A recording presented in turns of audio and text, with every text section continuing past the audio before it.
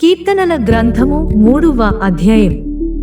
యెహోవా నన్ను బాధించువారు ఎంతో విస్తరించియున్నారు, నామీదికి లేచువారు అనేకులు. దేవుని వలన అతనికి రక్షణ ఏమీయూ దొరకదని నన్ను గూర్చి చెప్పువారు అనేకులు. యెహోవా, నీవే నాకు కేడుముగాను, నీవే నాకు అతిశయాస్పదముగాను, నా తల ఎత్తువాడవుగాను ఉన్నావు.